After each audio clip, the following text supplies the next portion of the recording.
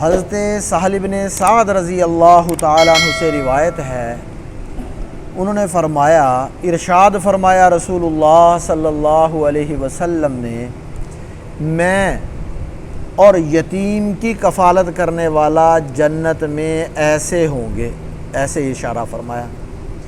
اور آپ نے اشارہ فرمایا اپنی درمیانی انگلی اور شہادت کی انگلی سے، اور فرج بینہم، ان دونوں کو کھولا بھی۔ اور دوسری روایت بھی حضرت ابو ہریرہ رضی اللہ تعالیٰ عنہ سے روایت ہے، انہوں نے فرمایا، ارشاد فرمایا رسول اللہ صلی اللہ علیہ وسلم نے، یتیم کی کفالت کرنے والا میں اور وہ ایسے ہوں گے جنت میں، اور اشارہ فرمایا، یہاں راوی نے اشارہ فرمایا، وہ مالک بن انس ہیں، انہوں نے پہلی اور درمیان والی انگلی سے۔ یہ پہلے بھی روایات آ رہی ہیں، لیکن یہ دو روایتیں، ان میں کسی گھر کے اندر کوئی یتیم ہو، کوئی مسکین ہو، یتیم اس کو کہتے ہیں جس کا والد موجود نہ ہو، اگر کوئی شخص اس کی پرورش کر رہا ہے، اس کی تربیت کر رہا ہے،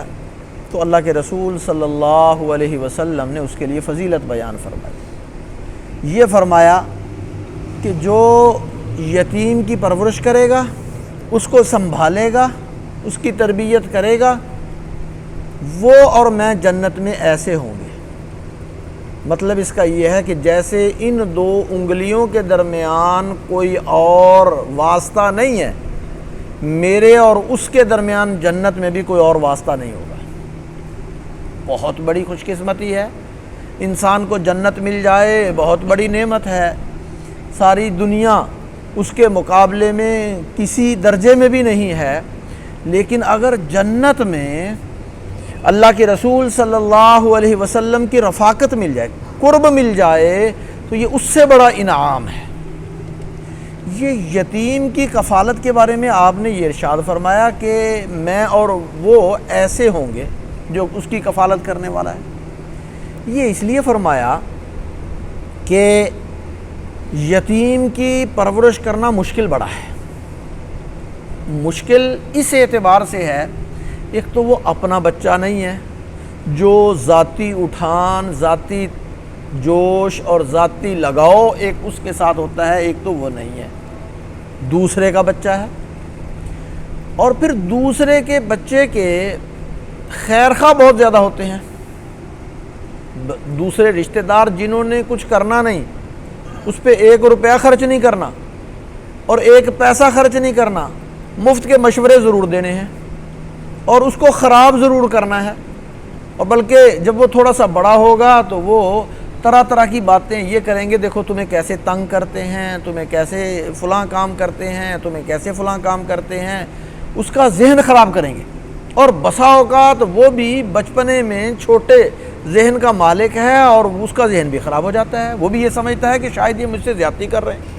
حالانکہ وہ سنبھال رہا ہے، اپنے گھر کے اندر رکھ کر اس کو پال رہا ہے، اس کی تربیت کر رہا ہے، اس کے ساتھ خیر خواہی کر رہا ہے، حسن سلوک کر رہا ہے، لیکن ادھر ادھر کی باتیں زیادہ سننی پڑتی ہیں، کبھی اس بچے سے سننی پڑتی ہیں، کبھی رشتہ داروں سے سننی پڑتی ہیں،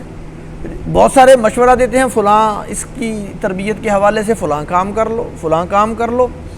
جس نے کوئی پیسہ خرچ نہ کرنا ہو زیادہ مشورے بھی وہی دیتا ہے، جس نے کوئی کام نہیں کرنا، مثبت کام نہیں کرنا، اس نے منفی کام ہی کرنا ہے، اس نے ذہن کو بھی خراب کرنا ہے، اس بچے کے ذہن کو بھی خراب کرنا ہے اور کرنے والے کے ذہن بھی خراب کرنا ہے۔ اس لیے اللہ کے رسول صلی اللہ علیہ وسلم فرماتے ہیں کہ کرنے کا کام ہے یہ، اور یہ ضرور کرنا چاہیے، جہاں کہیں موقع مل جائے یتیم کو شفقت ضرور کرو۔ بلکہ میں تو یہ کہا کرتا ہوں کہ اگر کسی گھر میں کوئی یتیم ہو، ایک تو اس کی حوصلہ افزائی کرنی چاہیے، ایک اس کی پرورش کرنے والوں کی حوصلہ افزائی کرنی چاہیے، جس نے سنبھالا ہوا ہے، جو اس کی تربیت کر رہے ہیں، جو اس کی پرورش کر رہے ہیں، جس نے گھر میں رکھا ہوا ہے، ان کے لیے اچھے کلمات کہیں، ان کا حوصلہ بڑھائیں، ان کے لیے ایسا جملہ کہیں کہ بھئی آپ نے ماشاءاللہ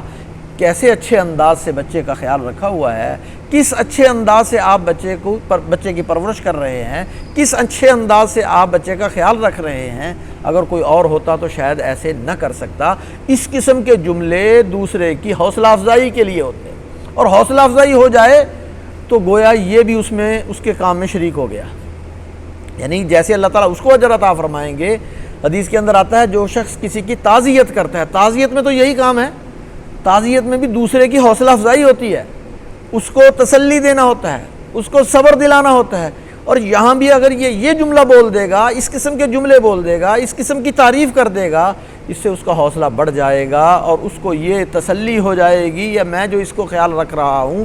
تو کوئی ایسی بات نہیں ہے، اگر دوسرے لوگ باتیں کر رہے ہیں، کچھ لوگ حقیقت سمجھ رہے ہیں، وہ میری حوصلہ افزائی بھی کر رہے ہیں، تو اس سے جب اس کا حوصلہ بڑھے گا تو وہ اطمینان سے یہ کام کرے گا، جب وہ اطمینان سے خوش دلی سے کرے گا اور اچھا کرے گا،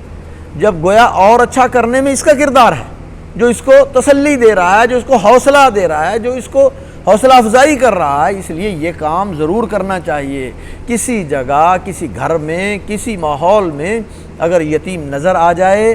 تو ایک تو اس کے ساتھ شفقت کا، محبت کا، پیار کا برتاؤ کرنا چاہیے، اور دوسرا اس کی پرورش کرنے والوں کی حوصلہ افزائی ضرور کرنی چاہیے، ان کے بارے میں اچھے کلمات کہنے چاہیے، ان کو تسلی دینی چاہیے۔ اللہ تبارک و تعالی عمل کی توفیق عطا فرمائے۔